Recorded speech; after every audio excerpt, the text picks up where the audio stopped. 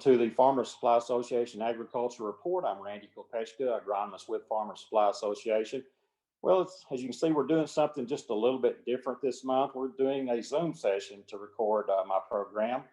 And, I know a lot of you probably may have been involved in some Zoom sessions over the last several months because of COVID-19. And we're not doing this because of COVID-19. We're doing this because of an unprecedented winter weather event that we're still kind of involved in. We're kind of getting on the tail end of it. We're taping on February the 18th, and we're seeing some sunshine, some upper 20s today, and I think maybe some melting finally getting going. But we've had a lot of winter weather, obviously, an event that many people have not ever seen in their lifetime. I know I saw something similar to this probably in '83, and other people at other times maybe that are older than me before that. But it is pretty much an unprecedented winter weather event. And I didn't want to have to drive to Newport to take this program. So what we did is, we're going to do a Zoom session, and hopefully that'll work out well. We may do more of these in the future, but when I get out in the field, I think that we'll go tape in the field. We're not going to do Zoom then, but it's just something we can use when we need to, especially during the winter months. And, even though we're in the middle of an unprecedented winter weather event, it feels like we're in the middle of winter. But really, we're getting close to that tail end of winter. So, planting season will be here before you know it. We're taping again on February 18th. Before I moved to Newport, I've heard of one farmer in particular that used to plant some corn in late February. And I've seen rice planted in our area that first week of March. So, it's not out of the question that we could have something happening here just in a very few weeks. So, we'll be out of this winter weather and in the field and working full time here before long. On this month's program, I want to talk about a little bit about wheat. There's not a tremendous amount of wheat out there. I think statewide there's a little more wheat than we've seen in a while this year. In our particular area, in the farmer supply area, it's probably not a lot of difference. I work with several people on wheat pretty regularly. A couple of those are not growing wheat this year, but on the other hand, there's a couple of new guys I'm working with that, I've grown wheat well back in the past, but it's been a while. So, a little bit of both out there. So we've still got a decent amount of wheat. And for those guys that have wheat, we want to help them out and give them timely information. So that's what I want to talk about today. Fertilization and weed control, talk about both of those areas. As far as fertilization, in most years, I think we'd be getting a little bit concerned if we didn't have any wheat fertilizer out there yet. But this year, with the winter weather we've had, I'm not that concerned about not having any fertilizer out there because that wheat hasn't done much yet. And I think after this weather gets out of here, we can have a more timely application of fertilizer and get that taken care of. As far as timing, again, just as soon as the snow is out of here, what I would prefer to see is the snow get out of here. We need standing water get soaked up or dry up, and also the ground firm up a little bit, and then maybe get that fertilizer out in front of a rain on that firm, drying ground. But we may not get that. I'm hearing reports that maybe after this week, towards the end of the next week, the end of February, we're going to get maybe another wet pattern. So if we are, we may just have to go ahead and do some things, in ways that we don't necessarily want to. But the bottom line is, after the snow gets out of here, we need to be looking for a good time to get that first shot out of there. Most people use 2 applications. There's some that go 3, and there's nothing wrong with that. I think the main thing is that we want to have the vast majority of our wheat fertilizer out there, before that joint starts moving in the wheat. And I've seen the joints move in late February. That's not happening this year. Probably more like closer to the middle of March before we see any joint movement. So, and we got some time to get some split shots out there. As far as rates, the general university recommendation is 120 units of nitrogen, and you can play with that. If your yield potential is not good, you might drop down to about 90. If you feel like your ground may respond to more heavier nitrogen rates than that, and go for it.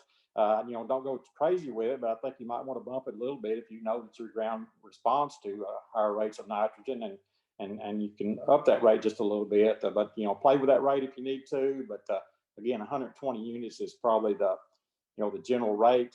We like to see probably half to 50 to 60% of that in that first shot, and then maybe 40 to 50% of that in that second shot. So kind of split it up that way.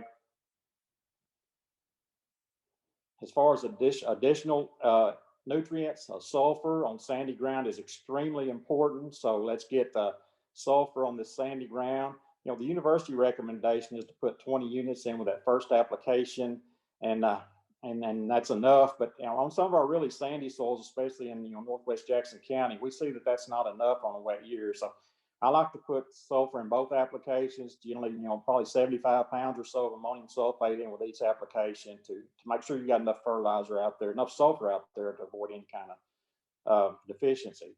Phosphorus, if you didn't get your recommended phosphorus out there last fall, then I think you need to get some out here in this first application. Or if you're seeing some purpling, reddening in your wheat, often that's a sign of phosphorus deficiency. So get you 50 to 100 pounds of DAP out there. A lot of times that phosphorus deficiency you're seeing now will go away once it dries up and starts warming up. But it'd be safer to go ahead and get some DAP out there if you're in that situation. That's fertilizer. Looking at weed control, there's 4 situations I want to mention quickly. Ryegrass, one of them, obviously, maybe the major weed in wheat in a lot of situations. If you put, Zidua or something out there as a pre last year, you may not have much of a problem, or you might just not have, ryegrass infestation anyway. But if you got ryegrass out there, Axial Bold is really your post-emergence choice that you need to use. We've been using Axial XL for a long time as our number one choice. Axial Bold has the Axial XL in it, but it's also got the active ingredient of Rystar in it. So it's another addition, another active ingredient in with that Axial XL. So just know that that's what Axial Bold is. It's still got the Axial in it with the addition of that phenoxyprop, the active ingredient in Rystar. So that's what we're going to use in most cases for our ryegrass control. Wild garlic. And, I don't see as much wild garlic, I don't think, as I used to. And maybe that's just the fields I'm looking at. Maybe I'm not walking fields that have that infestation. I know wild garlic still got to be out there, but I don't see as much as I used to. But Harmony Extra, of course, is going to be your material of choice for that. So, again, Harmony Extra for your wild garlic. Next group I want to talk about is those broadleaf weeds that can be a problem. They're competitive. They stick up above the wheat sometimes and can interfere with harvest. Those are the ones I think we definitely need to take control measures on. Some of those include cutleaf evening primrose, buttercup, vetch, of course, with the black seeds being a problem with the vetch. Also horseweed. 2 of your main choices right there are going to be Harmony Extra again or the 2,4-D. And remember, anytime we use 2,4-D, that we need to get that out there before that joint starts moving, because we can see injury if we wait till after that point to apply it. Couple of other weeds that are really pretty prominent, but maybe not that competitive, especially if you've got a good stand of wheat that was planted early, it's grown off well, you've got a good canopy out there, then these weeds are generally not a big deal. And I'm talking mainly about bluegrass and henbit. So again, if you've got a good stand, a wheat that's grown off well, tillered well and everything, you may not be economical to control these. If you do want to control them, for bluegrass, Osprey would be the number one choice. And for henbit, Harmony Extra and some other broadleaf materials would be good there. But Harmony Extra is probably going to be pretty good on the henbit as well. So that's our weed control situation.